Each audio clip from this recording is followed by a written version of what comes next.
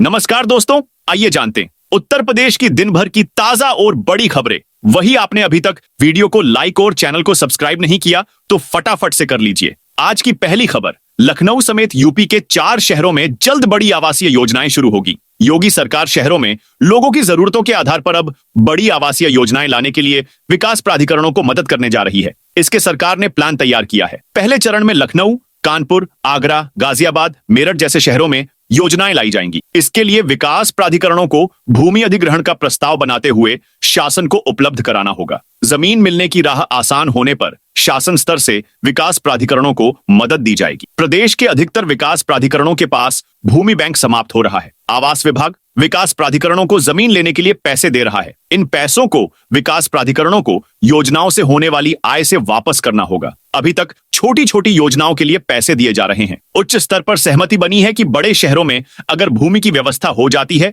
तो उन्हें पैसे दिया जाए। गाजियाबाद विकास प्राधिकरण ने भूमि अधिग्रहण के लिए प्रस्ताव उपलब्ध करा दिया है। शासन स्तर पर इसका परीक्षण किया जा रहा है। किसानों की किसी तरह की आपत्ति न होने पर भूमि अधिग्रहण के गाजियाबाद विकास प्राधिकरण को पैसे दिया जाएगा। इसके साथ ही अन्य बड़े विकास प्राधिकरणों से कहा गया है कि वे भूमि अधिग्रहण के संबंध में तैयारियां करें। यह देखें कि उनके यहां कितनी बड़ी जमीनें मिल सकती हैं। महाकुंभ का आखिरी अमृत स्नान में 2,33,00,000 श्रद्धालुओं ने डुबकी लगाई। वसंत पंचमी पर महाकुंभ का तीसरा और अंतिम अमृत स्नान जारी है। हाथों में तलवार, गदा, डमरू और शंख, शरीर पर भभूत, आंखों पर काला चश्मा, घोड़े और रथ की सवारी, हर हर महादेव का जय घोष करते हुए साधु संत स्नान के लिए संगम पहुंचे। सबसे पहले पंचायती निरंजनी अखाड़े के संत संगम पहुंचे। फिर सबसे बड़े जूना अखाड़े के साथ किन्नर अखाड़े ने अमृत स्नान किया। कतार में आकर सभी 13 अखाड़ों ने स्नान किया। संतों का आशीर्वाद लेने के लिए लाखों श्रद्धालु संगम पर थे। लोग नागा साधुओं की चरण रज माथे पर लगाते नजर आए। 30 से ज्यादा देशों के लोग भी अमृत स्नान देखने के लिए संगम पहुंचे हैं। हेलीकॉप्टर से संगम पर 20 क्विंटल फूल बरसाए गए। संगम जाने वाले सभी रास्तों पर 10 किलोमीटर तक श्रद्धालुओं का रेला है। प्रयागराज जंक्शन से 8 से 10 किलोमीटर पैदल चलकर लोग संगम पहुंच रहे हैं। भीड़ को देखते हुए लेटे हनुमान मंदिर को बंद कर दिया गया है। मेला क्षेत्र के सभी रास्ते वन वे हैं।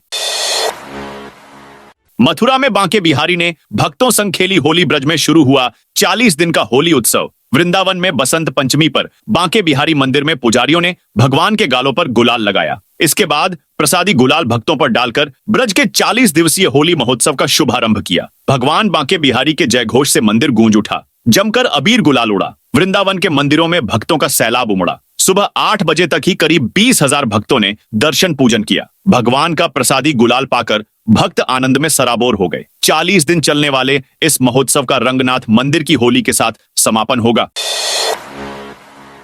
मिल्कीपुर सीट पर चुनाव प्रचार का शोर थमा। अयोध्या जिले की मिल्कीपुर सीट पर चुनाव प्रचार का शोर थम गया है। इस सीट पर होने वाले उपचुनाव के लिए 5 फरवरी को मतदान किया जाएगा, जहां सपा और भाजपा के बीच कड़ी टक्कर देखने को मिल सकती है। भाजपा ने इस सीट पर चंद्रभान पासवान को अपना प्रत्याशी बनाया है। वहीं सपा ने अयोध्या से सांसद अवधेश प्रसाद के बेटे अजीत प्रसाद पर दांव लगाया है। इस सीट को जीतने के लिए भाजपा और सपा ने जमीनी स्तर पर पूरी ताकत झोंकी है। अब इंतजार है तो 8 फरवरी का, जिस दिन इस सीट के नतीजे सामने आएगा और यह तय हो जाएगा कि मिल्कीपुर का विधायक कौन होगा।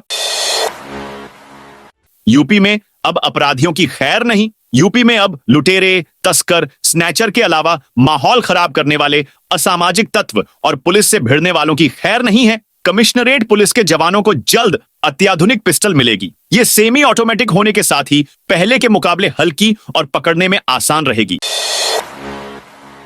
यूपी में आज से 5 दिन बारिश का अलर्ट। यूपी में आज से फिर मौसम बदलेगा। पश्चिमी उत्तर प्रदेश के कुछ जिलों में हल्की बारिश की संभावना है। 20 शहरों में घना कोहरा छाया हुआ है। विजिबिलिटी 50 मीटर है। मौसम विभाग के अनुसार सोमवार से नया विक्षोभ सक्रिय हो रहा है, जिससे 3 से 7 फरवरी तक बारिश का दौर चलेगा। रविवार को लगातार तीसरे दिन प्रयागराज सबसे गर्म शहर रहा। यहां तापमान 30 डिग्री सेल्सियस दर्ज किया गया। वहीं सबसे ठंडा शहर अयोध्या रहा। यहां तापमान 9 डिग्री सेल्सियस रिकॉर्ड किया गया। बीएचयू के मौसम वैज्ञानिक मनोज श्रीवास्तव का कहना है कि पश्चिमी विक्षोभ सक्रिय हो गया है, जिससे पूरे प्रदेश में 5 दिन तक हल्की से मध्यम बारिश होगी। महाकुंभ भगदड़ पर सुनवाई से सुप्रीम कोर्ट का इनकार कहा। घटना दुर्भाग्यपूर्ण। सुप्रीम कोर्ट ने सोमवार को प्रयागराज महाकुंभ में श्रद्धालुओं की सुरक्षा के लिए गाइडलाइंस जारी करने की मांग वाली जनहित याचिका पर सुनवाई से इनकार कर दिया। कोर्ट ने याचिकाकर्ता को इलाहाबाद हाईकोर्ट जाने का निर्देश दिया। कोर्ट ने उत्तर प्रदेश सरकार की इस दलील पर संज्ञान लिया कि इलाहाबाद हाईकोर्ट में याचिका पहले ही दायर की जा चुकी है। सुप्रीम कोर्ट ने 29 नवंबर को कुंभ में भगदड़ की घटना को दुर्भाग्यपूर्ण बताया। साथ ही याचिकाकर्ता को हाईकोर्ट जाने को कहा। दरअसल कुंभ में भगदड़ को लेकर सुप्रीम कोर्ट के वकील विशाल तिवारी ने जनहित याचिका दाखिल की थी। इसमें देश भर में श्रद्धालुओं की सुरक्षा के लिए दिशा निर्देश देने और नियमों का पालन कराने की मांग की गई थी। बजट में झांसी रेल मंडल कोई नया प्रोजेक्ट नहीं मिला। झांसी रेल मंडल को बजट से निराशा हाथ लगी है। सोमवार को रेल मंत्री ने प्रेस कॉन्फ्रेंस की तो झांसी मंडल को उम्मीद थी कि मंडल को कुछ नया मिलेगा। साथ ही धौलपुर बीना के बीच चौथी रेल लाइन मिलने की भी आस थी, लेकिन इस बार के बजट में झांसी के खाते में कुछ नहीं आया। हालांकि उन कामों को जरूर गिनाया गया जो पहले से चल रहे हैं और उनमें से कई काम पूरे भी हो चुके हैं। इसके अलावा जो काम चल रहे हैं उन्हें ही आगे बढ़ाया जाएगा।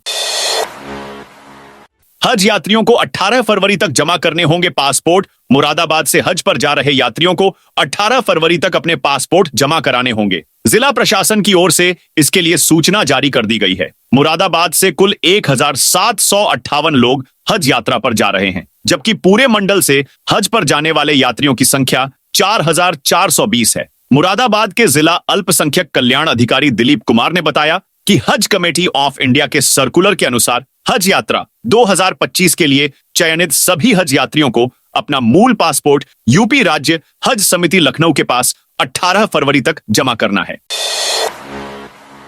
यूपी वासी फरवरी महीने में लें छुट्टियों का आनंद। उत्तर प्रदेश बेसिक शिक्षा परिषद से जारी अवकाश तालिका में फरवरी महीने में 2 छुट्टियां घोषित की गई है, जिसके अंतर्गत फर्रुखाबाद में आगामी 12 फरवरी और 26 फरवरी को बेसिक शिक्षा परिषद से संबंधित सभी विद्यालय बंद रहेंगे, जबकि 26 फरवरी को सभी बैंकों में कार्य बंद रहेगा। 12 फरवरी बुधवार को संत रविदास जयंती की छुट्टी रहेगी। वही 26 फरवरी को महाशिवरात्रि का पावन दिन है, इसीलिए बैंक से संबंधित सभी कार्य भी बंद रहेंगे।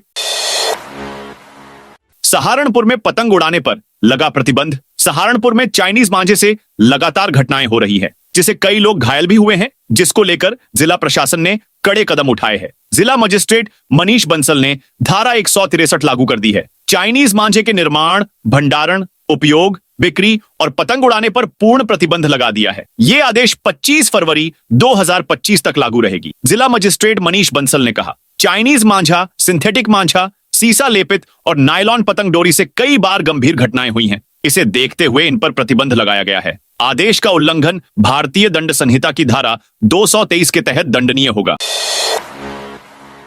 4 साल बाद पुराने रास्ते पर फिर पहुंचे नेपाली हाथी। यूपी के लखीमपुर खीरी जिले के जंगलों में नेपाली हाथियों के झुंड ने 4 साल बाद एक बार फिर दस्तक दे दी है। ये अपने पुराने रास्ते से ही होकर महेशपुर जंगल होते हुए आवनला जंगल के डोकरपुर बीट पहुंचे हैं। पिछले अनुभवों को देखते हुए इस बार 31 गांवों को अलर्ट किया गया है। नेपाल से आए हाथियों का दल इस समय दक्षिण खीरी में डेरा डाले है। हाथी दुधवा के रास्ते से होकर किशनपुर और फिर दुधवा बफर जोन से होते हुए दक्षिण खीरी की ओर आते हैं। नेपाली हाथियों का एक झुंड नेपाल से दुधवा बफर जोन के रास्ते महेशपुर के जंगल तक पहुंचा है। पहले यह दल महेशपुर जंगल तक ही आता था, लेकिन इस बार यह दल करीब 5 किलोमीटर और आगे बढ़कर आवनला जंगल तक पहुंचा है। पहले जिस रास्ते पर हाथी आए थे उस पर हाथियों से बचाव के इंतजाम किए गए थे। कई जगहों पर खाई खोदी गई थी।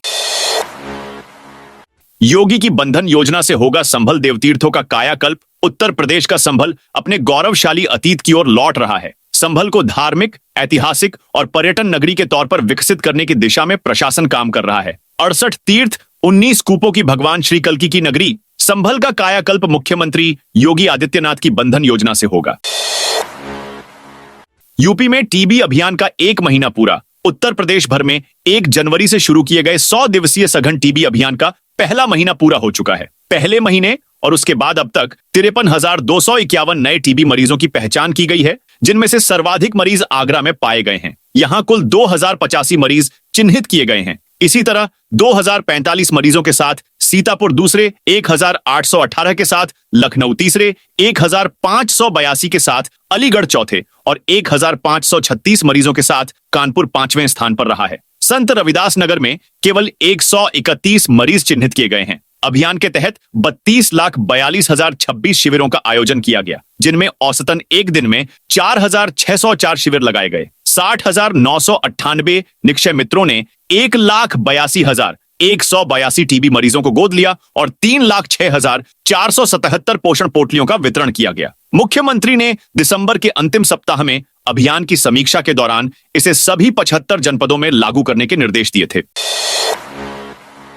महाकुंभ आ रहे पीएम मोदी का प्रोटोकॉल बदला। महाकुंभ में स्नान के लिए बुधवार 5 फरवरी को प्रयागराज आ रहे प्रधानमंत्री नरेंद्र मोदी के प्रोटोकॉल में बदलाव हो गया है। पीएम मोदी के कार्यक्रम को बेहद छोटा कर दिया गया है। पीएम मोदी अब केवल 1 घंटा ही प्रयागराज में रहेंगे। इस दौरान वह केवल संगम स्नान और गंगा पूजन करेंगे। इसके अलावा पहले से तय किए गए सभी कार्यक्रम नहीं होंगे। प्रधानमंत्री के कार्यक्रम को देखते हुए उनकी टीम ने सोमवार को रिहर्सल भी किया। पीएम मोदी के आगमन से पहले मंगलवार को मुख्यमंत्री योगी आदित्यनाथ भी प्रयागराज आ रहे हैं। वह भूटान नरेश के साथ संगम स्नान के लिए पहुंच रहे हैं। माना जा रहा है कि इस दौरान पीएम मोदी के कार्यक्रम की तैयारियों का जायजा भी लेंगे। इससे पहले आए प्रोटोकॉल में बताया गया था कि प्रधानमंत्री नरेंद्र मोदी 5 फरवरी के यहां पहुंचने के बाद अरैल डीपीएस हेलीपैड आएंगे। यहां से गंगा स्नान करने के लिए निषादराज क्रूज से जाएंगे और फिर गंगा स्नान और गंगा पूजन करेंगे। इसके बाद सेक्टर 6 में लगाए गए स्टेट पवेलियन का अवलोकन करेंगे और फिर नेत्र कुंभ जाएंगे। महाकुंभ के दौरान हुए कार्यों को भी देखेंगे। प्रधानमंत्री के अक्षयवट और हनुमान मंदिर में दर्शन पूजन की भी बात थी। अयोध्या राम मंदिर के मुख्य पुजारी सत्येंद्र दास की हालत नाजुक। अयोध्या स्थित श्री राम जन्मभूमि मंदिर के मुख्य पुजारी सत्येंद्र दास की हालत नाजुक है। पीजीआई में भर्ती मुख्य पुजारी का इलाज विशेषज्ञ डॉक्टरों की निगरानी में चल रहा है। रविवार रात उन्हें ब्रेन स्ट्रोक पड़ने के बाद अयोध्या एक अस्पताल में भर्ती कराया। यहां के डॉक्टरों ने सत्येंद्र दास की हालत गंभीर देखे पीजीआई रेफर कर दिया। रविवार रात में ही मुख्य पुजारी सत्येंद्र दास को एम्बुलेंस से लाकर पीजीआई में भर्ती कराया गया। खुर्रम नगर फ्लाईओवर पर यातायात शुरू। खुर्रम नगर फ्लाईओवर की दोनों लेन शुरू हो गई है। सुबह से शाम तक दोनों लेन खुली रहेगी। लाइट की व्यवस्था पूरी होने के बाद इसे 24 घंटे तक खोला जाएगा। वहीं 14 फरवरी को पुल का उद्घाटन रक्षा मंत्री राजनाथ सिंह और सड़क परिवहन राजमार्ग मंत्रालय के केंद्रीय मंत्री राजनाथ सिंह कर सकते हैं। खुर्रम नगर ओवरब्रिज 267 करोड़ की लागत से बनकर तैयार हुआ है। ओवरब्रिज पूरी तरह से चालू होने के बाद 7 लाख लोगों को सुविधा मिलेगी। ओवरब्रिज को धनुष आकार यानी आर्च मॉडल पर तैयार किया गया है। आजम खां का खुला 17 साल पुराना मामला। रामपुर में पूर्व कैबिनेट मंत्री आजम खान के खिलाफ 17 साल पुराने मामले में एमपीएमएलए कोर्ट ने दोबारा जांच के आदेश दिए हैं। मामला जौहर यूनिवर्सिटी के लिए 5 लाख रुपए का चंदा न देने पर एक व्यक्ति की संपत्ति को कथित रूप से नष्ट करने का है। मामले के अनुसार 19 जुलाई 2006 को अफसर अली खान ने आजम खां और अन्य अज्ञात लोगों के खिलाफ शिकायत दर्ज कराई थी। शिकायत में आरोप लगाया गया था कि यूनिवर्सिटी के लिए 5 लाख रुपए का चंदा न देने पर उनका मकान, फैक्ट्री, आटा चक्की और सेलर को बुलडोजर से ध्वस्त कर दिया गया। सहारनपुर के नालंदा स्कूल में महिला क्रिकेटर का कैंप लगेगा। सहारनपुर में महिला क्रिकेट को नई ऊंचाइयों पर ले जाने और उभरती हुई महिला क्रिकेटरों को सशक्त बनाने के उद्देश्य से सहारनपुर के नालंदा वर्ल्ड स्कूल में 4 कदम आगे क्रिकेट कैंप का आयोजन किया जाएगा। यह आयोजन आशीर्वाद और यूपी वॉरियर्स की साझेदारी में किया जा रहा है। यह कैंप यूपी के 12 जिलों में लगेगा, जिसमें क्रिकेट के गुर सिखाए जाएंगे। इस कैंप का उद्देश्य 10 से 16 वर्ष की युवतियों को क्रिकेट के पेशेवर कौशल प्रदान करना और उन्हें इस खेल में करियर बनाने के लिए प्रेरित करना है। आईटीसी लिमिटेड के फूड्स डिवीजन में स्टेपल्स और एडेसेंसीज के सीईओ अनुज रुस्तगी ने बताया कि इस विशेष पहल के तहत 2 सर्वश्रेष्ठ प्रदर्शन करने वाली खिलाड़ियों को सीनियर यूपी वॉरियर्स खिलाड़ियों के साथ प्रशिक्षण का मौका मिलेगा। लखनऊ में 800 फ्लैटों पर बुलडोजर के पहले ही फाइलें गायब होने से मचा हड़कंप। लखनऊ विकास प्राधिकरण की कार्यशैली एक बार फिर सवालों के घेरे में आ गई है। शहर में 81 अपार्टमेंट अवैध निर्माण की जद में है, जिन पर कार्रवाई होनी तय है। इनमें से 53 को पहले ही नोटिस जारी किया जा चुका है, लेकिन अब सामने आया है कि इनमें से 12 अहम फाइलें एलडीए कार्यालय से लापता हो गई हैं। इतना ही नहीं, 16 ऐसे अपार्टमेंट भी हैं जिनका पूरा ब्यौरा अब तक हाईकोर्ट में प्रस्तुत नहीं किया गया है। एलडीए को 10 फरवरी तक हाईकोर्ट में जवाब दाखिल करना है, लेकिन उससे पहले ही इस गड़बड़ी का खुलासा होने से हड़कंप मच गया है। अब जोनल अधिकारियों से लेकर फील्ड में काम करने वाले कर्मचारी तक फाइलों की तलाश में जुट गए हैं। फरवरी में मार्च अप्रैल जैसी गर्मी पड़ेगी। फरवरी के महीने में ही गर्मी का एहसास बढ़ने लगा है। 3 दिनों से जारी तेज धूप ने पंखों का उपयोग बढ़ा दिया है और राजधानी का तापमान 29 डिग्री सेल्सियस के पार पहुंच गया है। दिन के तापमान के साथ साथ अब रात का तापमान भी सामान्य से ज्यादा महसूस हो रहा है। मौसम विभाग का कहना है कि यह धूप एक दिन और जारी रहेगी, लेकिन 4 फरवरी से मौसम में बदलाव की संभावना जताई गई है, जब हल्की से मध्यम बारिश हो सकती है। महाकुंभ 2025 के अंतिम अमृत स्नान पर हेलीकॉप्टर से श्रद्धालुओं पर हुई पुष्प वर्षा। महाकुंभ 2025 के अंतिम अमृत स्नान बसंत पंचमी के दिन सोमवार को संगम तट पर डुबकी लगाने पहुंचे। करोड़ों श्रद्धालुओं पर योगी सरकार ने हेलीकॉप्टर से पुष्प वर्षा कराई। हेलीकॉप्टर से सभी घाटों और अखाड़ों पर स्नान के दौरान श्रद्धालुओं पर फूलों की बारिश की गई। पुष्प वर्षा की शुरुआत सुबह 6:30 से ही हो गई, जब अखाड़ों का अमृत स्नान जारी था। गुलाब की पंखुड़ियों की बारिश देख संगम तट पर मौजूद नागा सन्यासियों, संतों और श्रद्धालुओं ने अभिभूत होकर जय श्री राम और हर हर महादेव के नारे लगाए। महाकुंभ मेला क्षेत्र में श्रद्धालुओं पर स्नान पर्वों के मौके पर पुष्प वर्षा को लेकर योगी सरकार के निर्देश पर उद्यान विभाग ने पिछले काफी समय से तैयारी कर रखी थी। इसके लिए गुलाब की पंखुड़ियों की खास तौर पर व्यवस्था की गई थी। महाकुंभ के सभी स्नान पर्वों पर पुष्प वर्षा कराने की तैयारी की गई है। प्रत्येक स्नान पर्व पर लगभग 20 कुंतल गुलाब की पंखुड़ियों से बारिश की जा रही है। पहले स्नान पर्व पौष पूर्णिमा और पहले अमृत स्नान पर्व मकर संक्रांति पर श्रद्धालुओं पर गुलाब की पंखुड़ियां बरसाई गई थीं, जबकि मौनी अमावस्या के दूसरे अमृत स्नान पर भी सांकेतिक रूप से पुष्प वर्षा कराई गई। लखीमपुर खीरी में मंदिर की खुदाई में मिली मूर्तियां 100 साल पुराना बक्सा निकला। लखीमपुर खीरी के सिंगाही खुर्द स्थित श्री बालाजी मंदिर में खुदाई के दौरान एक बक्सा मिला। मंदिर परिसर में नई हनुमान प्रतिमा की स्थापना के लिए खुदाई की जा रही थी। पीतल के बक्से में अनमोल धार्मिक वस्तुएं और ऐतिहासिक महत्व की सामग्री भरी हुई थी। बक्से से चांदी के राम दरबार, हनुमान जी, दुर्गा माता की मूर्तियां, लक्ष्मी गणेश की प्रतिमाएं, त्रिशूल, बालाजी की चांदी की मूर्ति और 5 गदा के साथ 5 शालिग्राम भी बरामद हुए। इसके अलावा 1920 और 1940 के 9 प्राचीन सिक्के भी मिले, जो इस खोज को और भी महत्वपूर्ण बना देते हैं। गंगा यमुना की सहायक नदियां होंगी लबालब। गंगा व यमुना की छोटी से लेकर बड़ी सहायक नदियों में घटते जलस्तर को रोकने, खत्म होते स्रोतों को जीवित करने के लिए मनरेगा की मदद से खुदाई, तटवर्ती गांवों में तालाबों का जीर्णोद्धार होगा, अमृत सरोवर बनेंगे। इससे नदियां लबालब होंगी व जल संकट दूर होगा। नदी पुनरुद्धार की ये कार्य योजना मुख्य विकास अधिकारी दीक्षा जैन ने बनाई है। तटवर्ती 90 ग्राम पंचायतों व नदी क्षेत्र का ड्रोन सर्वे कराया गया है। काम के बाद प्रदेश में इसे मॉडल के तौर पर लागू करने को शासन भेजेंगे, जिससे दूसरे जिले लाभान्वित हो सकें। लखनऊ एयरपोर्ट पर बिजली ठप होने से हाहाकार। लखनऊ में अमौसी स्थित चौधरी चरण सिंह अंतरराष्ट्रीय एयरपोर्ट पर बिजली सप्लाई ठप होने से हाहाकार की स्थिति हो गई। उस वक्त 2 एयरलाइंस की क्रू मेंबर लिफ्ट में रहीं। बिजली ठप होने से लिफ्ट बीच में ही फंस गई। टर्मिनल के डिपार्चर हॉल में लोग चेक इन नहीं कर पा रहे थे। बीप के आवाज के साथ कंप्यूटर बंद हो गए। फ्लाइटों का टाइम जैसे जैसे करीब आ रहा था, यात्री आते जा रहे थे, लेकिन चेक इन न होने से कतारें लग गईं।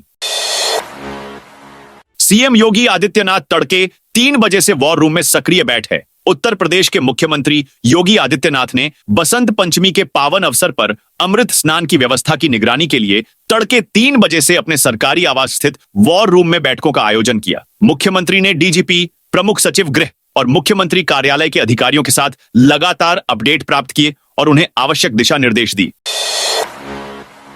राशन कार्ड ऑनलाइन नहीं तो आयुष्मान कार्ड होंगे निरस्त। राशन कार्ड ऑनलाइन नहीं होने पर अब लोगों के आयुष्मान कार्ड निरस्त कर दिए जाएंगे। ये सख्त नियम उत्तराखंड में लागू होने जा रहा है। राज्य में आयुष्मान योजना के तहत कार्ड बनवाने के लिए आवेदक का राशन कार्ड होना जरूरी है। राज्य में कई ऐसे मामले सामने आए हैं जिनमें पहले लोगों के पास राशन कार्ड थे तो उनके आयुष्मान कार्ड भी बन गए। बाद में खाद्य विभाग ने सत्यापन अभियान चलाया तो कई अपात्रों ने अपने राशन कार्ड सरेंडर कर दिए, जबकि कई के निरस्त कर दिए गए हैं। राशन कार्ड सस्पेंड होने से तमाम लोग अब आयुष्मान योजना का फायदा उठा रहे हैं। राज्य में आयुष्मान कार्ड से उपचार में फर्जीवाड़े के तमाम मामले सामने आ चुके हैं। कुछ समय पूर्व ही सरकार के आयुष्मान कार्ड में फर्जीवाड़ा रोकने के निर्देश पर राज्य स्वास्थ्य प्राधिकरण ने कार्ड सत्यापन शुरू कर दिया है। कानपुर में तोड़े गए 32 अवैध निर्माण। कानपुर में अतिक्रमण के खिलाफ महापौर प्रमिला पांडेय का अभियान जारी है। सोमवार को विकास नगर में मनोरमा पैलेस के सामने महापौर ने नगर निगम अधिकारियों के साथ बड़ी कार्रवाई की। यहां नालों और नालियों पर किए गए अवैध निर्माण को बुलडोजर से ध्वस्त किया गया। स्थानीय लोगों की शिकायत थी कि अवैध अतिक्रमण के कारण नालों का पानी सड़कों और घरों में घुस रहा था। इस समस्या के समाधान के लिए नालों के ऊपर बने लगभग 32 अवैध निर्माणों को हटाया गया। पूरी कार्रवाई के दौरान भारी पुलिस बल तैनात रहा।